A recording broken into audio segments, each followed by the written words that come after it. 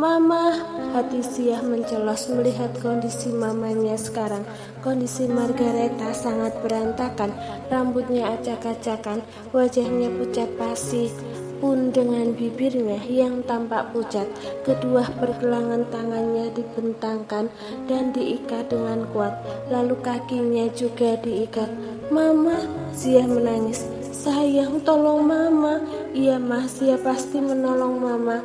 Liam bantu aku melepas ikatan Mama.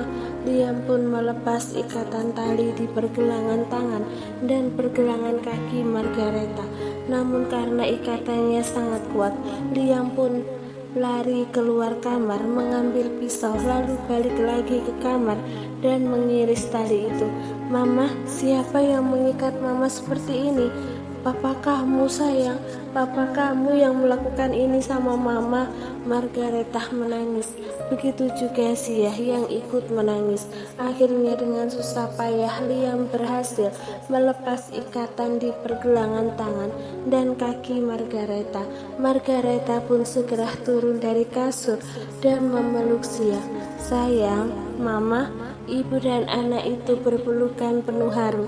Kita harus segera pergi dari sini sayang. Iya Ma, meskipun kaki Margareta sangat sakit, Margareta tetap memaksakan kakinya untuk terus melangkah. Kamu tunggu di sini. Begitu sampai di ruang tengah, Margareta meninggalkan Sia dan Liam untuk sementara. Lalu dia masuk ke kamar khusus, kamar utama, tempat tidur dirinya dan suaminya. Margareta mengambil koper di dalam walk-in closet, lalu menyeretnya menuju ke dekat ranjang. Dengan menggerakkan seluruh kekuatan, Margareta bisa menyingkirkan spring bed dari atas ranjang tidur. Untung semua uangku masih ada.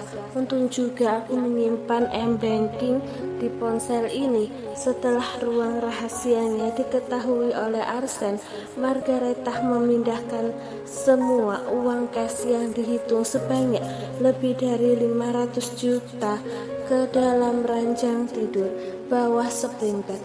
Margareta juga sudah mengganti surat-surat aset milik Ayumah dengan surat-surat yang tidak penting agar jika suatu hari nanti Abian membongkar berangkas itu, Abian tidak curiga padanya. Margareta juga tidak sebodoh yang Abian pikirkan. Abian memang menyita ponselnya, tapi Margareta punya ponsel lain yang berisi 5M m-banking yang setiap bank memiliki tabungan lebih dari 2M. Pun nama baik itu bukan atas nama Margareta, tapi atas nama orang-orang yang Margareta curi identitasnya. Kebanyakan adalah mantan pembantu rumah ini. Margareta mengumpulkan semua uang ini selama 25 tahun untuk masa tuanya. Tapi gara-gara kembalinya Ayuma, mau tidak mau Margareta harus menggunakan semua uang ini. Aku harus pergi. Selesai memasukkan uang itu, Margareta menyeret koper keluar kamar sambil menelpon kenalannya yang bernama Matthew. Matthew menyewakan jasa bodyguard, mata-mata hacker atau tim intelijen. Margareta sudah menggunakan jasa Matthew selama bertahun-tahun. Penculikan serta percobaan pembunuhan pada Ayuma juga menggunakan jasa bodyguard Matthew. Halo Matthew, aku Margareta, ini nomor baruku, kirimkan bodyguard untukku. Berapa? 20, ucap Margareta. 200 juta, deal. Margareta mengakhiri panggilan, lalu tak lama Matthew mengirim nomor rekeningnya dan Margareta pun langsung mentransfer sejumlah uang yang diinginkan Matthew. Setelah itu, Margareta menyuruh Matthew agar mengirim bodyguard itu ke rumahnya.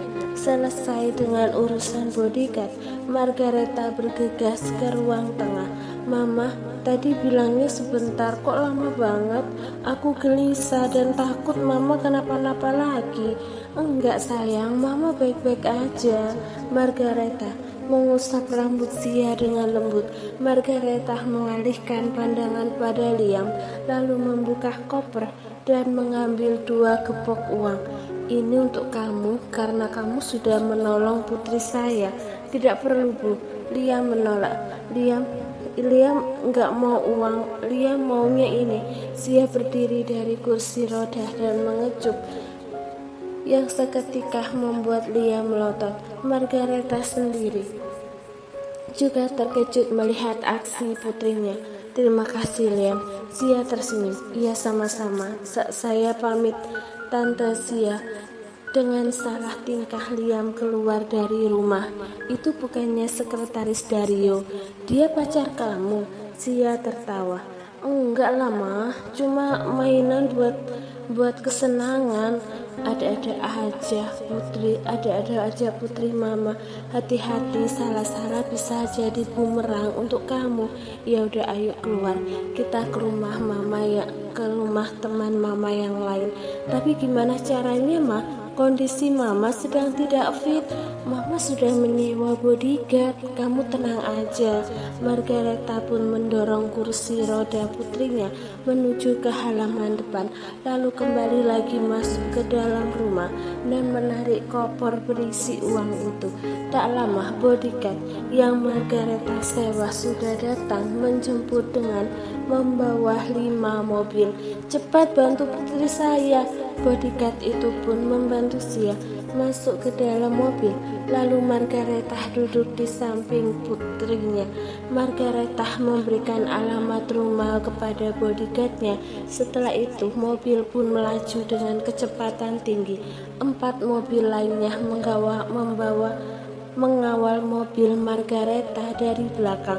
Sepanjang perjalanan Margareta memeluk Zia dengan penuh kasih. Maafin Mama, gara-gara Mama kamu jadi nggak nyaman gini.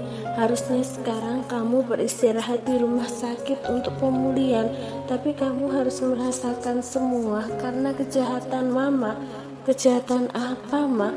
Selama ini Margareta tidak pernah menceritakan rencananya pada Zia, tapi karena sekarang mereka hanya berdua dan harus saling melindungi, Margareta pun menceritakan semua masa lalunya pada Zia, mulai dari penculikan Ayuma, pembunuhan Ola, sampai kasus penabrakan Savana. Mama melakukan semua itu. Iya sayang, kamu jangan terkejut ya. Aku nggak terkejut, Ma. Justru harusnya Mama bilang sejak awal biar aku bisa bantu menutupi kejahatan Mama. Margareta tersenyum dan mengusap rambut Zia. Margareta bangga sekali. Zia sangat pengertian. Margareta berpikir setelah dia jujur, Zia akan membencinya, namun di luar dugaan Zia justru mendukung rencananya. Zia memang benar-benar duplikat dirinya. Tak lama mobil pun sampai di rumah yang Margareta tuju. Margareta turun dari mobil, hendak membantu Zia turun dari mobil, namun tiba-tiba, akhirnya kamu datang juga. Aku sudah menunggu dari tadi, Margareta. Margareta menoleh dan betapa terkejutnya dia melihat Ayuma berdiri di teras rumah. Mbak, bagaimana bisa kamu di sini? Memangnya ada yang salah aku di sini? Ini rumahku kan? Margareta menelan ludah dengan susah payah. Mama, ada apa? Tanya Zia. Enggak ada apa-apa sayang, jangan keluar mobil. Margareta menutup mobil dan mendekat beberapa langkah pada Ayuma. Keluar kalian semua, perintah Margareta pada semua bodyguardnya. 20 bodyguard yang Margareta sewa pun satu persatu keluar dari mobil. Margareta tersenyum jumawa. Kamu pikir aku datang ke sini tanpa persiapan, Ayuma? Sepertinya kamu ingin mengulang kembali kejadian di masa lalu. Belajarlah dari masa lalu, Ayuma, dan lihatlah dengan siapa kamu berhadapan. Seharusnya kamu juga menyiapkan paling tidak 20 bodyguard untuk melawanku. Ayuma tersenyum miring. Tentu saja aku belajar dari pengalaman. Terima kasih banyak kamu sudah mengajariku bagaimana cara menjadi licik. Seketika senyum Margareta memudar. Apa maksud kamu? Ayumah menoleh ke arah pintu rumah. Lalu sosok laki-laki parubaya yang sangat Margareta kenal muncul dari balik pintu. Matthew, Margareta begitu syok sampai tidak bisa mengatakan apapun. Selama bertahun-tahun bekerja sama dengan Matthew tidak pernah mau muncul bersamanya, tapi sekarang tiba-tiba Matthew muncul bersama Ayuma. Apa-apaan ini? Ayuma terkekeh. Sudah aku bilang kan, aku belajar menjadi licik dari kamu, Margareta. Kamu membawa bodyguardnya, aku membawa ketuanya. Margareta mengepalkan tangan, lalu mengalihkan pandangan pada Matthew. Kita sudah bekerja sama selama puluhan tahun, Matthew. Bagaimana bisa kamu mengkhianatiku seperti ini? Aku bekerja untuk uang, jadi siapa yang membayarku lebih mahal, aku akan datang, ucap Matthew santai. Baik, berapa yang Ayuma bayar? Aku akan membayar kamu 2 kali lipat, 2M, berikan cash saat ini juga, ucap Matthew. 2M, baik, aku cairkan sekarang. 1. Tiba-tiba Matthew berhitung. Apa-apaan kamu? Kenapa kamu menghitung? Kalau kamu tidak bisa memberikan uang cash 2M dalam hitungan ke-10, kamu gagal. Bagaimana bisa? Aku mengambil uang 2M dalam hitungan 10 detik. 3, 4, 5, 6, 7, 8, 9, 10. Kesempatan hangus. Matthew tersenyum. Matthew mengalihkan perhatian pada para bodyguard. Kerjasama kalian dengan perempuan itu sudah habis sekarang. Tuan kalian adalah Ayuma Barak. Ikuti semua perintahnya, ucap Matthew diikuti anggukan para bodyguard. Ayumah turun dari teras rumah dan berdiri sekitar 10 langkah dari Margareta. Lalu satu persatu bodyguard yang ada di belakang Margareta pindah di belakang Ayumah. Gimana? Aku sudah belajar dari kesalahan kan? Bibir Ayuma. Margareta menatap geram Ayuma. Ingin rasanya Margareta menjambak dan menginjak-injak Ayuma, tapi apa daya, dengan kemampuannya yang sekarang, Margareta tidak akan mampu melawan Ayuma. Daripada mati konyol di tangan Ayuma, lebih baik Margareta kabur saja. Margareta berlari ke arah mobil dan ingin membuka pintu mobil, tapi tangkap dia, perintah Ayuma. 2 bodyguard berbadan besar pun menghampiri Margareta dan menarik kedua tangannya. Lepaskan aku, Ayuma. Margareta terus memberontak, tapi tenaganya tidak akan mampu melawan 2 laki-laki berbadan besar ini. Lepaskan aku, jangan menyentuhku.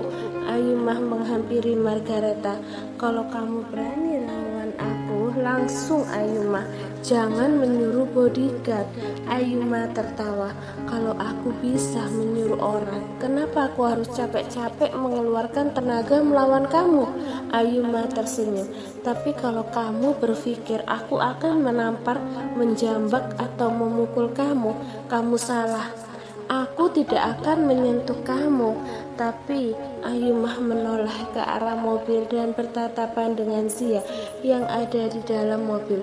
Jangan sentuh putriku, teriak Margareta histeris sambil terus memberontak. Kalau kamu berani menyentuh putriku, kamu mati, Ayumah, kamu mati. Ayumah tertawa. Aku pernah hampir mati, jadi aku tidak takut dengan kematian.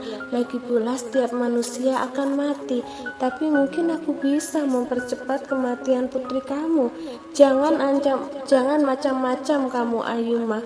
Jangan sentuh Zia. Ayumah berjalan menghampiri mobil Zia dan membuka pintu. Halo anak manis, sapa Ayumah dengan senyum lebar memperlihatkan gigi putihnya. Senyum itu tampak mengerikan di mata Zia. Zia menggeleng-geleng kepala dengan mata berkaca-kaca. Tante, jangan sakitin aku, Tante.